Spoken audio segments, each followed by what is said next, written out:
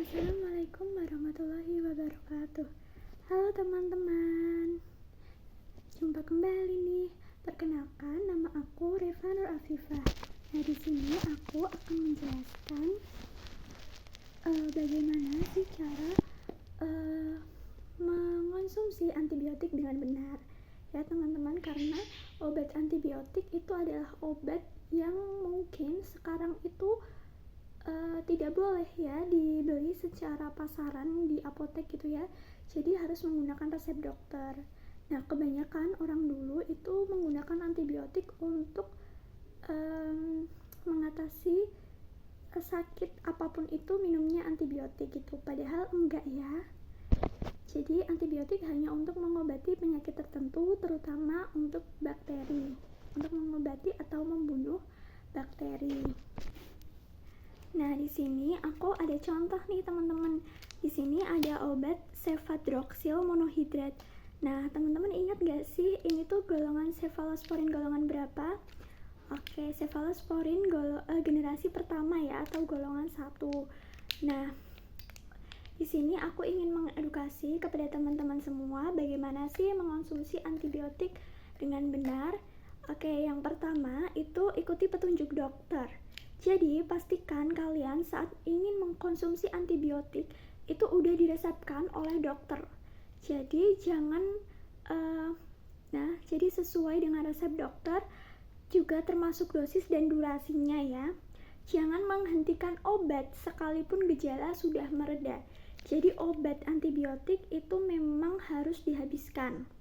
Yang kedua, yaitu minum sesuai dengan jadwal. Nah, jika antibiotik itu diresepkan untuk diminum 3 kali sehari, konsumsi setiap 8 jam ya. Berarti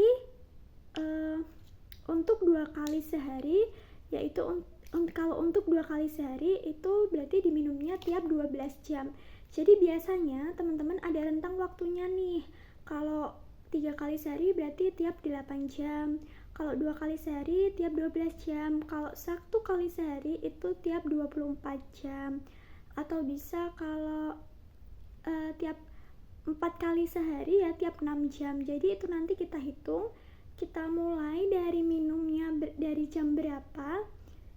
Nah, nanti kita selang beberapa jam kita minum lagi. Jadi harus tepat ya. Selanjutnya, hindari minuman atau alkohol. Jangan mengonsumsi antibiotik bersamaan dengan minuman beralkohol karena dapat mengganggu efektivitas obat dan menyebabkan efek samping yang serius. Terus yang keempat, itu jangan campur antibiotik itu dengan suplemen. Loh kenapa kok nggak boleh dengan suplemen? Karena beberapa suplemen terutama yang mengandung mineral seperti kalsium atau magnesium itu dapat mengganggu penyerapan antibiotik. Jadi efektivitas antibiotik itu akan menurun teman-teman.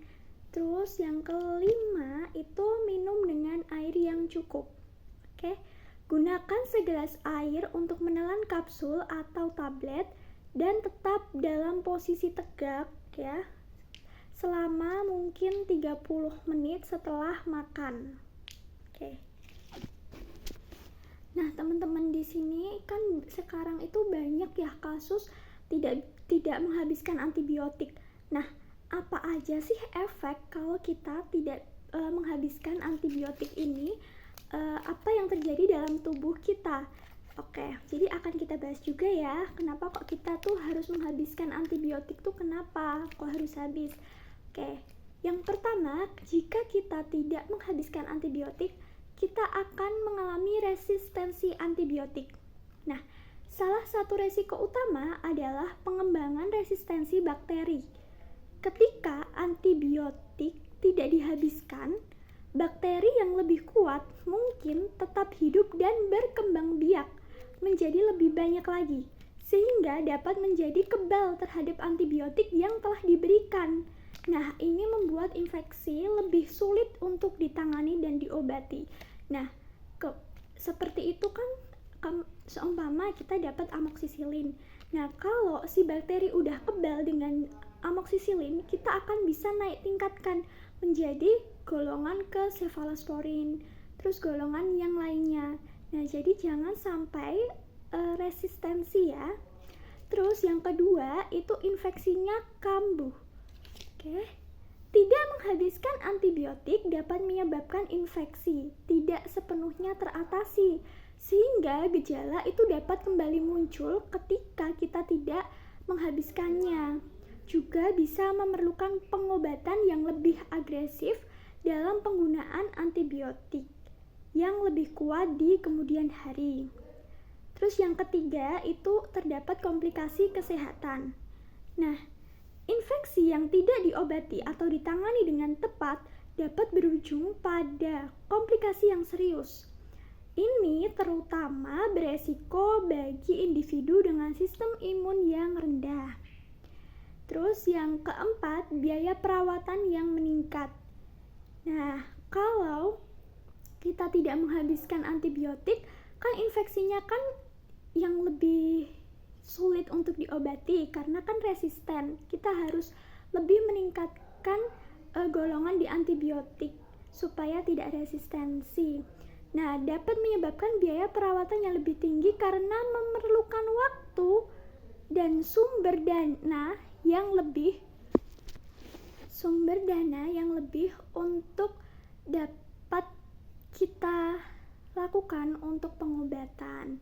Nah, oleh karena itu, sangat penting untuk kita dan teman-teman semuanya mengikuti petunjuk dokter tentang penggunaan obat antibiotik yang baik dan benar, sekaligus untuk menghabiskan obat antibiotik sesuai dengan resep untuk mencegah masalah kesehatan yang lebih besar di kemudian hari.